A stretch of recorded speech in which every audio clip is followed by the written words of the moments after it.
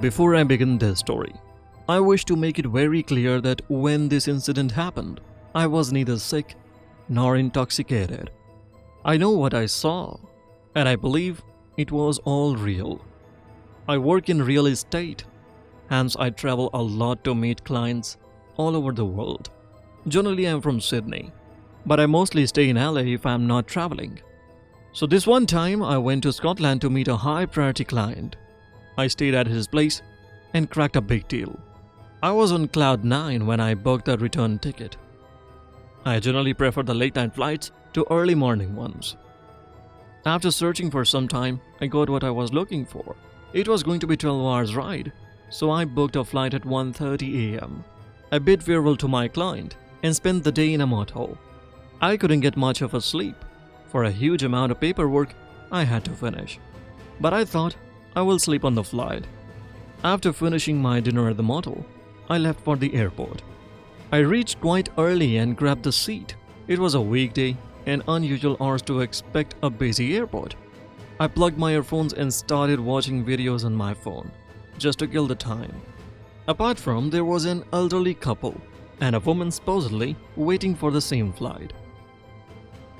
I was almost hooked up in my phone when I felt a sudden touch on my shoulder.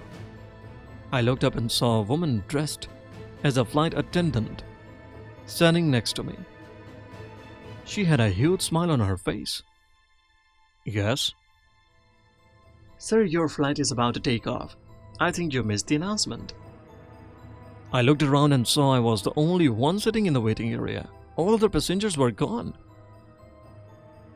But my flight was at 1:30 a.m. Yes, it's 1:15, sir.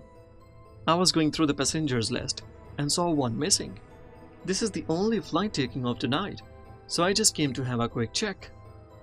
I checked the time, and to my surprise, it was indeed 1:15. I didn't realize how time flew away. I got up and thanked her for her kind gesture. Honestly, I was feeling stupid at that moment. I stood up and started to follow her. The entire airport premise was empty.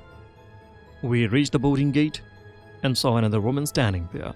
I was taking out my boarding pass, but she smiled and said, "Go ahead." I followed the attendant into the flight. While walking through the corridor, I noticed a huge scar on her left leg. It was as if some sharp metal-like object cut her leg open. But the scar did seem old. Another odd thing about her was the excessive pale color of her body. As I entered the plane, I saw a surprising sight. The entire plane was filled with passengers. I have been sitting in the waiting area for a long time, and I don't remember seeing any of them. The ambience inside the flight was absolute silent. I mean, it was so damn quiet that I thought for a second, no one's breathing. Every passenger kept their head down, and it looked like they were all sleeping. I felt very weird after entering the flight. The attendant whispered to my ears, "Please take your seat." I would have screamed if I was alone in it. The way she whispered, her cold breath froze my ear. I was a third row window seat. I guess it was mine because that was the only vacant seat on the flight. Beside me sat a thin man, dressed in formals. Maybe it was his business tour. The flight felt excessively cold, and soon a raking stench started to occupy the air around. I bulked up my seatbelt and waited for the takeoff. But I didn't see any change of behavior in any other passengers. They all sat like before, quiet and expressionless. I said to the man beside me, "Isn't it too cold here?" He didn't answer. He sat keeping his head down. I thought maybe he is asleep or doesn't want to talk. So I plugged in my earphones again and looked out from the window. The pilot started the engine and the flight got on the runway. We just took off and I could see the ground moving behind me, vertically.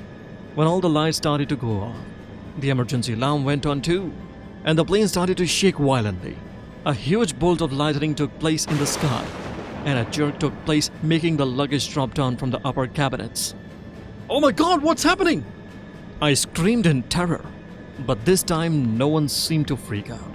Everyone was sitting like a statue. as if they don't even care. What the hell is wrong with you all? I started to unlock my seatbelt, but it got stuck. Excuse me, wake up! This flight is going to crash!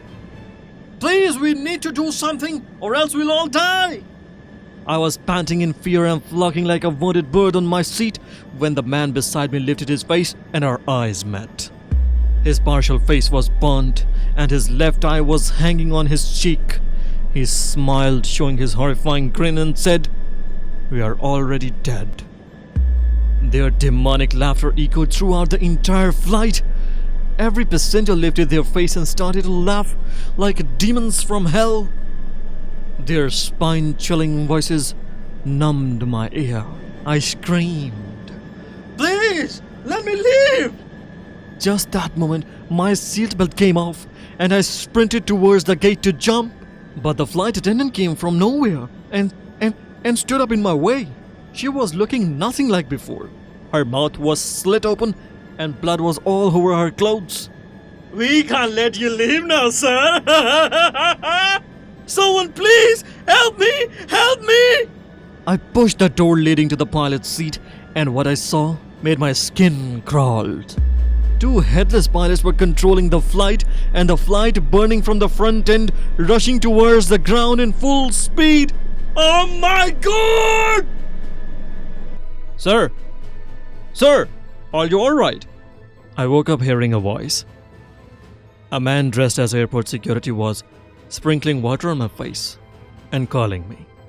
I slowly opened my eyes. Where am I? Am I dead? No, sir. You were screaming and then passed out on the floor. But why did you come on this flight? Didn't you see? It was out of order. I got back to my senses and looked around. This was nothing like the flight I saw when I entered. I found myself sitting on a damaged floor of a burned flight buggy. No doubt this plan is under construction. But this was my flight. That woman, she called me saying, "No, sir. This unit is under construction since last week. On its way to take off, a bolt of lightning struck. It caught fire and crashed on the ground. No one survived. The flight attendant and pilot's remains were never found. 70% of the bodies turned to ashes. I missed my actual flight intentionally that night. I still know what I saw was perfectly real. The attendant's ghost lured me into the flight that night, and I witnessed a group of passengers submitting to a horrible death. I don't know if those haunted remains of that flight are still on that airport or not. But don't ever follow any mysterious person if they come to escort you, saying, "The flight is about to take off, sir."